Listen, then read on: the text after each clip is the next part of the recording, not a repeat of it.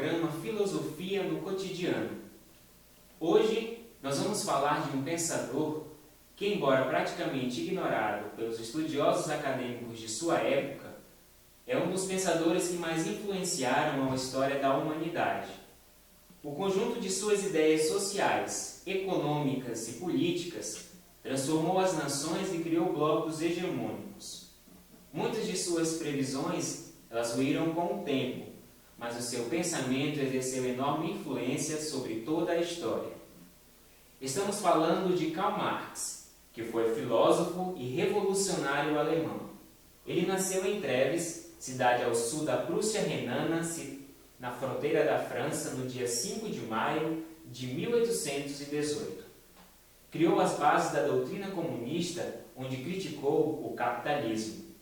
Sua filosofia exerceu forte influência em várias áreas do conhecimento, tais como sociologia, política, teologia, direito, economia, entre outras. Hoje, vocês são convidados a refletirem conosco a concepção antropológica de Marx. A concepção marxista do homem, ela foi influenciada pela filosofia historicista de Hegel. O homem, ele é compreendido a partir das relações sociais. Estas ocorrem ao longo da história por influência das relações de produção. E Marx estabelece o conceito de materialismo histórico a fim de compreender essas relações de produção. Ele explica ainda a história das sociedades partindo das relações materiais, que é marcada pelo antagonismo das classes. A diferença entre o homem e os animais no aspecto da necessidade é que estes atuam de forma inconsciente, não cumulativa, somente em resposta às suas privações imediatas e tendo como limite as condições naturais. Ou seja, os animais eles são seres de necessidades que têm como limite as condições naturais. O homem, por sua vez, ele é capaz de superá-las a partir da interação e transformação da natureza. Essa transformação ela acontece mediante o trabalho. Esta, segundo Marx, nos países capitalistas, é a principal causa de coisificação do trabalhador. Isso se dá por meio dos mecanismos criados pelos detentores dos meios de produção, os burgueses. O trabalhador, ele relaciona-se com o produto do seu trabalho como algo alheio a ele que o domina, ele é diverso. A atividade do trabalhador tampouco está sob o seu domínio. Ele a percebe como estranha a si próprio. A vida genérica ou produtiva do ser humano, ela torna-se apenas um meio de vida para o trabalhador. O salário, na concepção marxista, ela tem como finalidade apenas garantir a subsistência básica do trabalhador. Porém, o produto que ele mesmo produz é inacessível, pelo fato deste não ter condições financeiras de usufruir. É importante nós percebermos que esta luta não é natural, pois não provém da natureza humana, como defende Hobbes no Leviatã, quando ele tratava sobre a natureza egoísta do homem. O conflito social origina-se da estrutura econômica que é marcada pelo antagonismo entre os burgueses, que são os proprietários dos meios de produção, e o proletariado, os desprovidos de posse dos meios de produção. O Estado em Hobbes, ele tinha como função garantir a ordem social. Já em Marx, é dele que surgem as desigualdades sociais. Para compreendermos a visão de homem para Marx e sua relação com o trabalho, eu entrevistei o estudante Michael John Endler, que está fazendo sua monografia na filósofo alemão. Tempos Modernos, de 1936, é um marco na filmografia de Charlie Chaplin. A linha de montagem da fábrica que o filme retratou havia acabado de nascer na época em que viveu Karl Marx. Marx era alemão e viveu de 1818 a 1883. No século XIX, período em que o capitalismo industrial estava se consolidando na Europa. As máquinas se disseminavam, operadas por trabalhadores assalariados. No filme Tempos Modernos, o Carlitos operário, criado por Charlie Chaplin, evidencia como na fábrica capitalista ocorre a exploração do trabalho que os operários realizam, justamente o ponto de partida para a discussão e análise da sociedade capitalista de Marx. Boa noite. Estamos aqui com o estudante Michael John Endler, que está estudando Karl Marx, e hoje estará aqui conosco para esclarecer a relação entre o homem e o trabalho. Boa noite, Michael. Boa noite, Igor. Boa noite a todos do terceiro ano de Filosofia. Então, a partir de agora, nós estaremos aqui respondendo os vários questionamentos, que ele está ali dependendo de toda a sua monografia. Então, Michael, a primeira pergunta: qual a relação entre homem e trabalho que Karl Marx trabalha em todos os seus conteúdos, em todas as suas obras? Muito bem. Em termos de história de filosofia, em certo sentido, existem várias teorias criadas acerca do trabalho do indivíduo, do ser humano. E, de certo sentido, eu entendo que Marx ele trouxe-nos à tona, ou seja, ele nos desvendou as formas pelas quais os seres humanos são alienados. Em certo sentido, alienação para Marx significa perda de posse, ou seja, dentro da história também a alienação, que alguns filósofos trabalharam, ela teve diferentes denominações, Ou seja, Rousseau, por exemplo, dizia que a alienação era deixar o direito da sua liberdade para viver no grupo um consenso. É mais ou menos isso que ele, resumidamente, o que ele trata. Então, Marx vê que o trabalho é necessário ao ser humano, porém, tornou-se um meio para alcançar determinadas satisfações impostas pelo capitalismo como necessárias para a sobrevivência. Sim. Então, o fruto disso é a perda da consciência, o que leva a não haver mais a liberdade do ser humano, mas sim a alienação, ou seja, o capitalismo ele impõe determinadas funções ou determinados modos de consumo e o ser humano tem que adaptar-se àquilo lá para poder sobreviver. Ele nem viver não pode, ele apenas sobreviver. Por isso ele precisa trabalhar, Dentro do capitalismo sabemos que nada é de graça. Se você quer comer uma laranja, você tem que pagar. Então, em certo sentido, você tem que trabalhar. E esse trabalho, o ser humano aliena-se. Então, Marx pretende ver a realidade como ela é, Em certo sentido, ele disseca duramente e reconstrói, ou seja, conceitualmente, para entender a realidade. Ou seja, ele faz a desmistificação da realidade do ser humano. Tem dois filósofos anteriores a ele, que são Feuerbach e Hegel.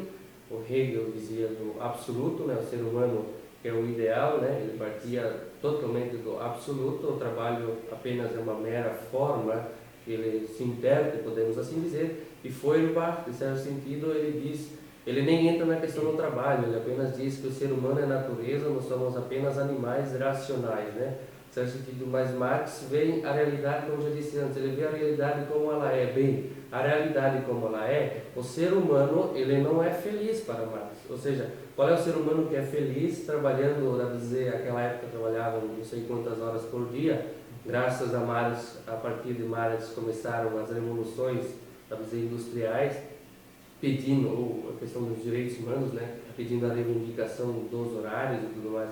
Então, graças a ele, houve essa diminuição de trabalho, mas houve aquele trabalho mecânico, Você fazer 8 horas o mesmo trabalho, sempre o mesmo horário. Graças a Marx, ele conseguiu fazer com que isso se reduzisse. Claro, não por completo como Marx queria que isso, no futuro, ele foi trabalhar como o comunismo, Então, podemos analisar que a permanência do trabalhador acerca da alienação, ela é um fruto da necessidade de subsistência. Para não morrer, o trabalhador tornou-se uma mercadoria e ele vai ter que ter muita sorte alguém que vai comprá-lo, porque se ninguém comprá-lo, então ele vai morrer, Porque em certo sentido ele precisa comer. Então, o trabalhador também depende, também podemos dizer, da carência do seu dono. É quase igual a um cão, O cão está ali, então ele depende, está preso dentro do seu canil, ele depende da carência do dono para dar o alimento a ele, sabe? Não há muita diferença nesse sentido. Então, e um dos fatores que o trabalhador não tomar posição frente à sua realidade é que onde existe a divisão do trabalho é extremamente difícil, ou seja, o trabalho, onde há divisão do trabalho, o trabalhador por vezes nem sabe quem é seu patrão, ou nunca viu, nesse sentido onde que entram as empresas multinacionais, Já adiantando, o trabalho e as formas de alienação são desconhecidas pelo trabalhador. Como elas funcionam, isso ele já não sabe. Como o comércio funciona, isso ele também não sabe, porque até mesmo ela é mundial, né? Uma mundialização do comércio. Então, tudo isso torna-se estranho a ele mesmo, né? Podemos dizer. E outro fator que é importante, que mantém o trabalhador alienado, são os preços do trabalho, são muito mais estáveis que os preços dos meios de subsistência. Sim, claro. Ou seja, o salário ele é baixo e ao mesmo tempo ele muda. E com isso também os preços que ele precisa para sobreviver, o preço do produto que ele necessita para sobreviver, também são estáveis. Ou seja, o salário aumenta, o preço do produto também aumenta. Em certo sentido, não há uma mudança nisso, apenas há uma, em certo sentido, uma esmola de calar a boca nesse sentido. Assim, eles aumentam um pouquinho mais aqui, mas já aumenta o produto, então consegue articular para que não haja uma revolução, né? Para que não haja um ápice ou uma revolução que quebre com essa barreira, né? Ou seja, o capitalismo também tem suas entranhas, né? E também o preço da mercadoria ela é muito alto em comparação com o salário do trabalhador, ou seja, o salário, como eu disse antes, o salário aumenta, a mercadoria também aumenta, mas há sempre um equilíbrio, mas nunca que se exceda a mais o salário do trabalhador, para que ele não fique rico, né? Porque ele é aquela peça na mão do capitalista, né? Do dono. Porém, a diferença que é que o trabalhador não está a par do seu trabalho, já o capitalista, no certo sentido, ele não tem nenhum sofrimento, ele apenas precisa administrar, né? Então ele sabe muito bem do que se trata, né, o mercado. Nessa corrida pela sobrevivência, podemos assim dizer, entre o trabalhador e o capitalista, acaba se tornando uma obsessão, né? Quanto mais ganham, né, mais querem ter, no certo sentido, quanto mais ganham, mais querem ter, né? Então ele precisa se sacrificar cada vez mais o seu tempo, podemos assim dizer, e ele vai fazendo cada vez mais trabalhos e se escravizando, nesse certo sentido. Ele se auto-escraviza porque ele acaba perdendo a sua realidade. Ou seja, hoje no mundo há trabalhadores que, no certo sentido, apenas têm um dia de folga por semana, né? Ou seja, bom, quando que ele quer viver, né? No certo sentido. Eu não vejo algo bom nisso, né? Eu acho que é impossível, né? Então, e quem sai perdendo sempre sai perdendo nessa busca tola, vamos assim dizer, pelo trabalho, né? É o trabalhador, né? No certo sentido, o dono da empresa, sem muito sacrifício, apenas precisa gerenciar o que acontece, né? Assim, o homem, o proletário, chamado por Marx, ele em si ele apenas está ali com uma mera mercadoria entre o capital, né, e o capitalista. Muito bem. E nós sabemos que o trabalhador ele não se reconhece naquilo que faz, ou seja, ele está alienado. Nós sabemos disso. Então, onde é que fica o papel do Estado diante dessa realidade? Qual é o papel do Estado? O que ele pode fazer diante da alienação que o trabalhador tem, né, que ele não se reconhece na sociedade? Como eu havia dito antes, o Estado em si, ele não faz justamente para manter esse lado do capital, né? Ele não busca novas formas de mudança da sociedade, porque ele necessita da propriedade privada para se manter, né? Notamos na divisão dos trabalhos, elas são os modelos de dominação, que por sua vez tem implicância na ação do Estado, né? Ou seja, o capitalista caminha junto com o Estado. A empresa e o Estado são uma só, porque a empresa depende do Estado para se alicerçar em determinado local, né? E o Estado necessita dos fins lucrativos da empresa para se manter também. Com certeza. Isso se vê nitidamente, né? Por isso que hoje em dia você conseguir entrar, não digo entrar na política porque nós todos somos políticos, mas entrar no governo, nesse sentido, é uma boa.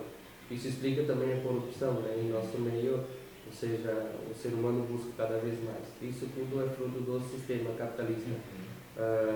O Estado está, então, do lado da propriedade privada, chamada por Marx. Ou seja, eles formam leis que o ser humano tem que agir de determinada forma e sem mais nem menos, né? Não precisa se explicar ao ser humano. O ser humano vai ter que seguir, porque senão ele sabe o que acontece a ele, né? É prisão. Além da prisão no trabalho, ou, em certo sentido, a prisão carcerária, podemos assim dizer, né? Em certo sentido, entre usar o trabalho ou a carcerária, todos preferem a questão do trabalho, né? Então, e por mais que o trabalhador tente sair dessa rotina mortífera, né? Porque ele vai se matando cada vez mais, ele não tem aonde buscar o apoio que deveria de ser o Estado, né? Então, e assim a miséria ela vai sendo progressivamente. Então, o Marx ele afirma que a economia política, que faz parte do Estado, ela não está voltada ao trabalhador. O Marx diz isso claramente, ele bate brutalmente, podemos dizer assim, em cima, crítico. Tanto é que ele tenta buscar um novo Estado, que é o Estado comunista. E, deste modo, a economia política ela empurra para as outras instâncias que lidam com o ser humano. Ou seja, eles buscam comissões de direitos humanos, sindicatos e tudo mais. Então, o Estado, que deveria de tomar essa parte, ele empurra para as outras instâncias. Claro, com muita luta, eles conseguiram, né, sindicatos, essas coisas. Porém, eles se obrigaram a fazer isso para que não acontecesse uma revolução, né? Em certo sentido, eles vão, que nem, dá para dizer, em certo sentido, um cavalo, né?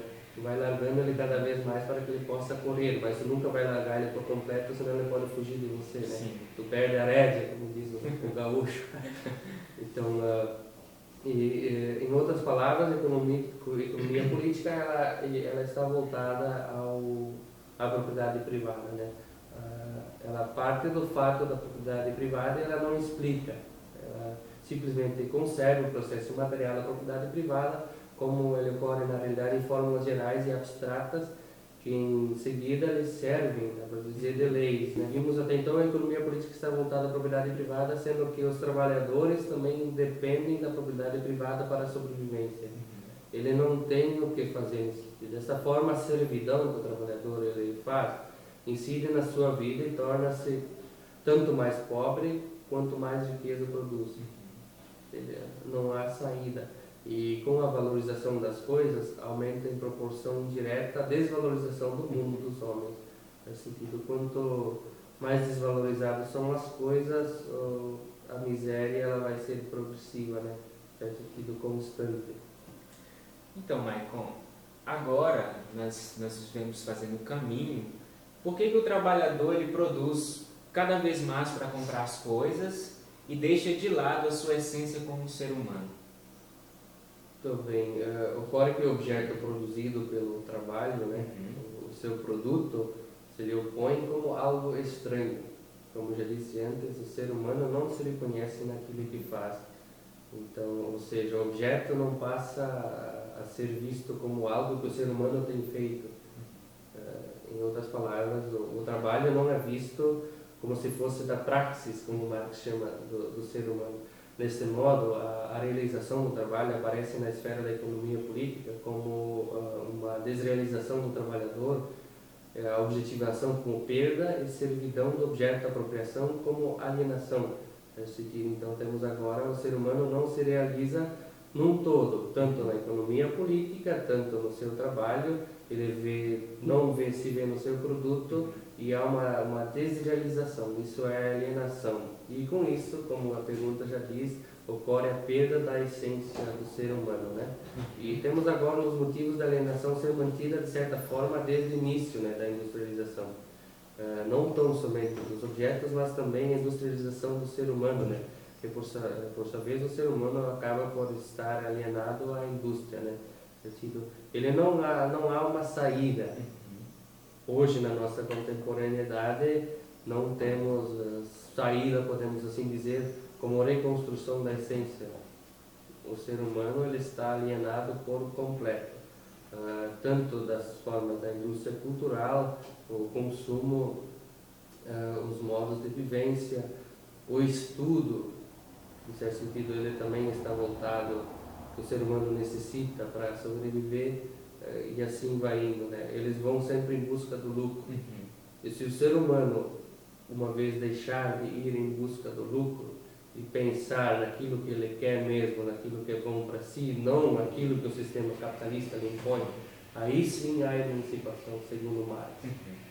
Então, acho que é um pouco disso que Marx tenta trabalhar. Isso, então, nós estamos terminando aqui a nossa entrevista, nossa aula, né, com o estudante Michael Joendler, que está estudando ali, fazendo o seu processo de monografia, né. Aos poucos ele está construindo, né, o seu texto, é um trabalho muito árduo, mas nós esperamos que todo esse caminho que nós viemos fazer, né, que nós tivemos aqui as perguntas, nós esperamos que tenha esclarecido, né, toda a turma, dessa relação que o Marx fez entre o homem e o trabalho. É uma reflexão muito interessante que ele nos propôs. Se você ainda tem alguma coisa a falar, né, a palavra é muito sua. bem. Como dizia Padre Roque Sauer, a maldade só acabará quando os bons deixarem de ser covardes. E é isso que a mudança, ou nós como igreja, devemos adotar. Obrigado. Eu que agradeço, né, a sua participação. Marx não se preocupou em demonstrar se o homem era por natureza bom ou mau, como havia feito outros filósofos, a exemplo de Rousseau. Mas ele expôs de maneira histórica o conflito inevitável entre a burguesia moderna e o proletariado, na qual esta, por meio do processo revolucionário, destruiria a burguesia, inaugurando uma sociedade sem classes, pondo enfim às desigualdades sociais. Chegamos ao final de mais um programa Filosofia no Cotidiano. Boa noite e até a próxima edição.